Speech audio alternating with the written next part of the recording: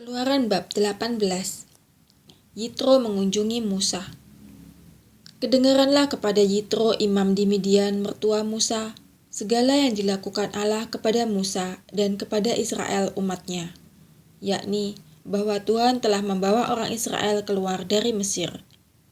Lalu Yitro mertua Musa membawa serta Sipora istri Musa yang dahulu disuruh Musa pulang, dan kedua anak laki-laki Sipora, yang seorang bernama Gersom, sebab kata Musa, aku telah menjadi seorang pendatang di negeri asing.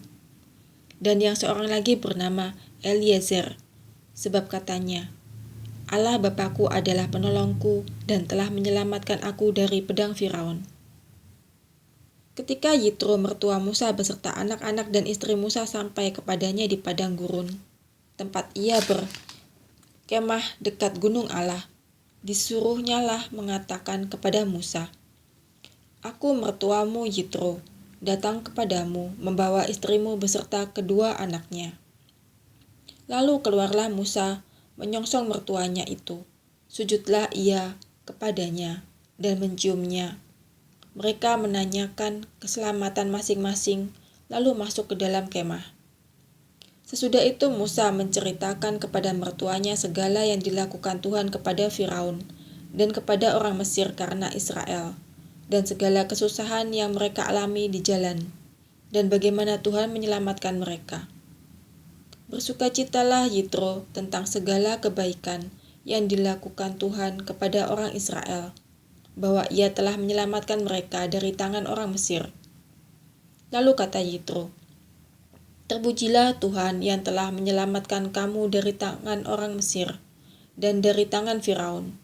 Sekarang aku tahu bahwa Tuhan lebih besar dari segala Allah, sebab ia telah menyelamatkan bangsa ini dari tangan orang Mesir, karena memang orang-orang ini telah bertindak angkuh terhadap mereka. Dan Yitro, mertua Musa, mempersembahkan korban bakaran dan beberapa korban sembelihan bagi Allah. Lalu Harun dan semua tua-tua Israel datang untuk makan bersama-sama dengan mertua Musa di hadapan Allah. Pengangkatan hakim-hakim. Keesokan harinya, duduklah Musa mengadili di antara bangsa itu, dan bangsa itu berdiri di depan Musa dari pagi sampai petang. Ketika mertua Musa melihat segala yang dilakukannya kepada bangsa itu, berkatalah ia, apakah ini yang kau lakukan kepada bangsa itu? Mengapakah engkau seorang diri saja yang duduk, sedang seluruh bangsa itu berdiri di depanmu dari pagi sampai petang? Kata Musa kepada mertuanya itu, sebab bangsa ini datang kepadaku untuk menanyakan petunjuk Allah. Apabila ada perkara di antara mereka, maka mereka datang kepadaku, dan aku mengadili antara yang seorang dan yang lain. Lagi pula aku memberitahukan kepada mereka ketetapan-ketetapan dan keputusan-keputusan Allah. Tetapi mertua Musa menjawabnya, tidak baik seperti yang kau lakukan itu. Engkau akan menjadi sangat lelah, baik engkau, baik bangsa yang beserta engkau ini. Sebab pekerjaan ini terlalu berat bagimu. Takkan sanggup engkau melakukannya seorang diri saja. Jadi sekarang dengarkanlah perkataanku.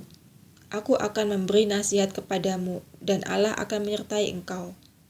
Adapun engkau, wakililah bangsa itu di hadapan Allah, dan kau hadapkanlah perkara-perkara mereka kepada Allah. Kemudian haruslah engkau mengajarkan kepada mereka ketetapan-ketetapan dan keputusan-keputusan, dan memberitahukan kepada mereka jalan yang harus dijalani, dan pekerjaan yang harus dilakukan. Di samping itu kau carilah dari seluruh bangsa itu orang-orang yang cakap dan takut akan Allah, orang-orang yang dapat dipercaya, dan yang benci kepada pengejaran suap. Tempatkanlah mereka di antara bangsa itu menjadi pemimpin 1.000 orang, pemimpin 100 orang, pemimpin 50 orang, dan pemimpin 10 orang. Dan sewaktu-waktu mereka harus mengadili di antara bangsa. Maka segala perkara yang besar haruslah dihadapkan mereka kepadamu, tetapi segala perkara yang kecil diadili mereka sendiri. Dengan demikian, mereka meringankan pekerjaanmu, dan mereka bersama-sama dengan engkau turut menanggungnya. Jika engkau berbuat demikian dan Allah memerintahkan hal itu kepadamu, maka engkau akan sanggup menahannya, dan seluruh bangsa ini akan pulang dengan puas senang ke tempatnya." Musa mendengarkan perkataan mertuanya itu dan dilakukannya segala yang dikatakannya. Dari seluruh orang Mesir, Musa memilih orang-orang cakap dan mengangkat mereka menjadi kepala atas bangsa itu, menjadi pemimpin 1.000 orang, pemimpin 100 orang, pemimpin 50 orang, dan pemimpin 10 orang. Mereka ini mengadili di antara bangsa itu sewaktu-waktu perkara-perkara yang sukar dihadapkan mereka kepada Musa, tetapi perkara-perkara yang kecil diadili mereka sendiri.